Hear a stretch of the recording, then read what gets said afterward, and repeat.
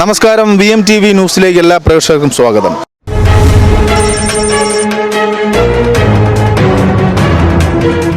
ജനങ്ങളുടെ മനസ്സറിയുന്ന, ജനങ്ങളുടെ വികാരങ്ങൾ തൊട്ടറിയുന്ന ജനങ്ങളിലൂടെ എന്ന പ്രോഗ്രാമിലേക്ക് സ്നേഹസ്വാഗതം. സമീപകാലത്ത് ഏറ്റവും ചർച്ച ചെയ്യപ്പെടുന്ന ഒരു വിഷയമാണ് തെരുവ് നായകളുടെ ശല്യം. കഴിഞ്ഞ ദിവസം മലപ്പുറത്തുള്ള നിഹാൽ എന്ന 11 വയസ്സുകാരനെ കടിച്ചുകൊന്ന് മരണത്തിലേക്ക് വരെ കൊണ്ടെത്തിച്ച നായശല്യം. അതോടൊപ്പം കൊച്ചിയിൽ കഴിഞ്ഞ ദിവസം ഒരു യുവാവിന്റെ ബൈക്കിന് നേരെ നായ എടുത്തുചാടി യുവാവ് തെറിച്ചു വീണ് ടാങ്കർ ലോറി ദേഹത്തോടി കയറി ഇറങ്ങി മരണം അടയേണ്ടി വന്ന ദുസ്സഹരമായൊരവസ്ഥ. ജനങ്ങൾ എങ്ങനെയാണ് ഈ നായ ശല്യത്തെ നോക്കിക്കാണുന്നതെന്നറിയാം ജനങ്ങളിലൂടെ എന്ന പരിപാടിയിലെ പോകാം പ്രോഗ്രാമിലേക്ക്.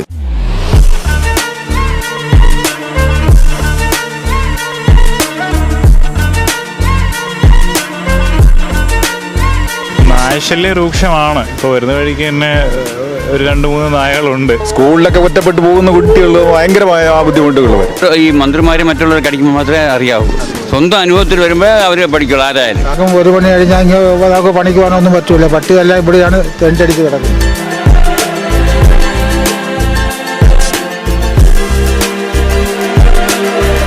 കൂടി കുട്ടികളെയൊക്കെ ആക്രമിച്ച് മലപ്പുറത്തൊരു നിഹാൽ എന്ന് പറയുന്ന 11 വയസ്സുള്ള കുഞ്ഞിനെ നായ കടിച്ചുകൊല്ലുന്ന ഒരു അവസ്ഥ വരെ എത്തിയിട്ടുണ്ടായിരുന്നു.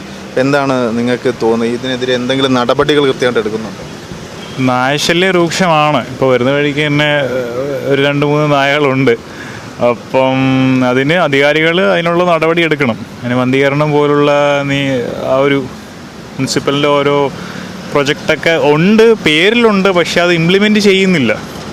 അപ്പോൾ അത് ഇംപ്ലിമെൻറ്റ് ചെയ്താൽ വളരെ ഉപകാരമായിരുന്നു. ഈ ടൂ വീലർ പോകുന്നവർ ഇപ്പോൾ കഴിഞ്ഞ ദിവസം കൊച്ചിയിൽ ടൂ വീലർ പോകുന്നവർ ഓടിച്ച് വരുന്ന ഒരു പ്രശ്നം. അത് എന്തുകൊണ്ടാണെന്നറിയാം, ക്ലൈമറ്റിൻ്റെ ആണോ എന്നറിയില്ല. പട്ടികളിൽ ഈ ചില സ്ഥലങ്ങളിൽ അത് കണ്ടുവരുന്നുണ്ട്. അപ്പോൾ അത് ഇപ്പോൾ നമുക്ക് എന്താ ചെയ്യുക, അതിനെ ഒരു ഇൻഹാബിലിറ്റൻറ്റ് ചെയ്യാന്നുള്ളത് മാത്രമേ ഉള്ളൂ.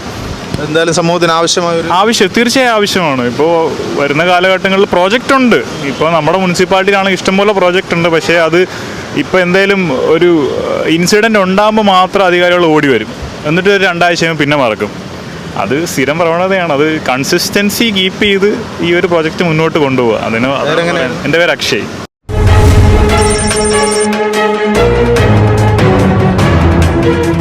നായ സംരക്ഷിക്കാൻ ആളെങ്കിൽ ഇതുണ്ടാക്കാൻ വേണ്ടി എന്തെങ്കിലുമൊക്കെ നടപടി സ്വീകരിക്കുന്നതായിട്ട് അല്ലെങ്കിൽ അഭിപ്രായമുണ്ടോ? ഇത് ഒരു വശത്തും മനുഷ്യസ്നേഹികൾ അല്ലെങ്കിൽ മൃഗസ്നേഹികൾ, ഒരു വശത്തും മറ്റുള്ളവർ. പക്ഷെ അവർ ഈ മന്ത്രിമാരെ മറ്റുള്ളവർ കടിക്കുമ്പോൾ മാത്രമേ അറിയാവൂ. സ്വന്തം അനുഭവത്തിൽ വരുമ്പോൾ അവർ പഠിക്കുള്ളൂ. ആരായാലും സാധാരണക്കാർ ഏറ്റേ പറ്റൂ. ഏത് പഞ്ചായത്തായാലും കോർപ്പറേഷൻ ആയാലും സാധാരണ ഏറ്റേ പറ്റൂ. തിരുവനന്തപുരം ജില്ല എത്രമാത്രം അതിൽ ഇതാണ് അല്പം കുറവാണെന്ന് പറയാം. അല്പം കുറവ്. മറ്റുള്ള ഇപ്പം ഈ ഇടയ്ക്ക് നടന്ന സംഭവം അപേക്ഷിച്ച് നോക്കുമ്പോൾ തിരുവനന്തപുരത്ത് അല്പം കുറവ് തോന്നുന്നു. എന്തെങ്കിലും നടപടിക്രമം ആർക്കെങ്കിലും പറ്റുമോ?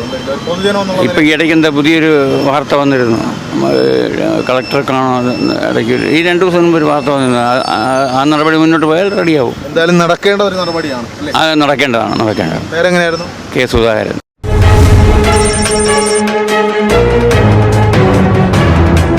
പിള്ളേരെയൊക്കെ കടിക്കുന്ന ഒരു അവസ്ഥയാണുള്ളത് അല്ലേ? എങ്ങനെയുണ്ട്? ഇവിടെ അങ്ങനെ പട്ടി കടിച്ചിട്ടില്ല. ആളെ പിറക്കുന്ന ഓടും. പിള്ളേർ വരട്ട് വലിയൊരു കല്ലെടുത്തെറിഞ്ഞ് വരണ്ട് ഓടും. പക്ഷെ അധികൃതർ എന്തെങ്കിലും നടപടി സ്വീകരിക്കുന്നുണ്ടോ അതിനെതിരെ? നമ്മളെ കംപ്ലൈൻറ്റ് എത്ര പേരെടുത്ത് കംപ്ലൈൻറ്റ് പറഞ്ഞു വന്ന വണ്ടിക്കാരുടെ ഉദ്യോഗസ്ഥന്മാരുടെ അടുത്ത് പറഞ്ഞിട്ട് ആരും ഇതിനെപ്പറ്റി നടപടി എടുക്കുന്നില്ല. നമുക്ക് വലിയ ബുദ്ധിമുട്ടാണ്. അവർ പറഞ്ഞ ഇതിനെ പട്ടിയെ കൊല്ലേണ്ട നിയമം അവർക്കില്ലെന്ന് അവർ പറയുന്നു. കോടതിയിൽ കിടക്കുന്ന കേസാണ്. കേന്ദ്രമാണ് ഇതിൻ്റെ ഓർഡർ കൊടുത്തിരിക്കുന്നത്. പട്ടിയെ പിടിക്കാൻ പാടില്ല. ഇപ്പം കേരള ഗവൺമെൻറ് പറയുന്നത് കോടതിയുമായിട്ട് ബന്ധപ്പെട്ടിട്ട് ഇതിൻ്റെ തീരുമാനം എടുക്കാം എന്ന് പറയുന്ന അല്ലാണ്ട് ഒരു നടപടി ഇതിലായിട്ടില്ല. നമുക്ക് എന്ത് ബുദ്ധിമുട്ടുള്ളതുകൊണ്ട് എന്തൊക്കെയാണ് ഇപ്പം ഡെയിലി കാണുന്ന ബുദ്ധിമുട്ടുകൾ?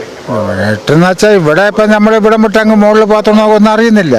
അതിന് മുകളിൽ വരുന്നവർ ഈ പട്ടിയുടെ ശല്യം തന്നെ കൂടുതലും പറയുന്നത്. നമ്മൾ ടി വിയിൽ കാണുമ്പോൾ ഓടിച്ചിട്ട് കടിക്കുന്നവരും കാണുകയല്ലേ. ഒരു പേടി തന്നെയാണ് എല്ലാവർക്കും ഭയം തന്നെ. രാത്രി ആർക്കും 1 മണി കഴിഞ്ഞാൽ നമുക്ക് പണിക്ക് പോകാനൊന്നും പറ്റൂല. പട്ടിയെല്ലാം ഇവിടെയാണ് തെണ്ടടിച്ച് കിടക്കുന്നത്. പിന്നെ പിറക്കുന്നോടും. പിന്നെ നമ്മൾ പണിക്ക് പോണ തൊടയിലും കൊണ്ടാണ് അങ്ങേയും പോണത്. ചേട്ടൻ്റെ പേരെങ്ങനെയായിരുന്നു? എൻ്റെ പേര് ജോസഫ്.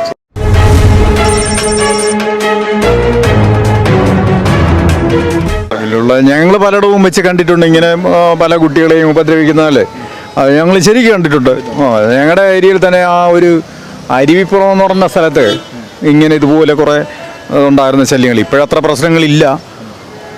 അല്ലാതെ നമ്മൾ പലരും കാണുന്നുണ്ട് ഇങ്ങനെ വലിയ അത് ശല്യമാണ് ഇതിനെക്കുറിച്ച്. ഇടക്കാലത്താണ് അത് ഏറ്റവും കൂടുതലെന്ന് തോന്നുന്നല്ലേ? ഈ ഇടക്കാലത്താണ് കൂടുതൽ ശല്യം വന്നുകൊണ്ടിരിക്കുന്നത്. അതെ, പക്ഷേ അധികൃതരെ പലതും അറിഞ്ഞിട്ടും പലരും നടപടി അറിഞ്ഞിട്ടും അതെ, അതിനെക്കുറിച്ച് എടുക്കുന്നുണ്ടോ ഇല്ലയോ എന്നുള്ളത് കൃത്യമായിട്ട് അറിയില്ല. എന്തായാലും അതൊരു ബുദ്ധിമുട്ടുള്ള കാര്യമാണ്, ഉറപ്പാണ്. സമൂഹത്തിന് അത് ബുദ്ധിമുട്ടുള്ള കുട്ടികളെയൊക്കെ സംബന്ധിച്ചൊക്കെ അതെ അതെ അതെ. സ്കൂളിലൊക്കെ ഒറ്റപ്പെട്ടു പോകുന്ന കുട്ടികൾ ഭയങ്കരമായ ബുദ്ധിമുട്ടുകൾ വരും. ഉണ്ടായിരുന്നിട്ട് പോലും മാതാപിതാക്കൾ കൂടെ വരുമ്പോഴാണ് കൂടെ ഭയങ്കര അറ്റാക്ക് വരുന്നത്. പേരെങ്ങനെയായിരുന്നു? എൻ്റെ പേര് മുരളീധരൻ.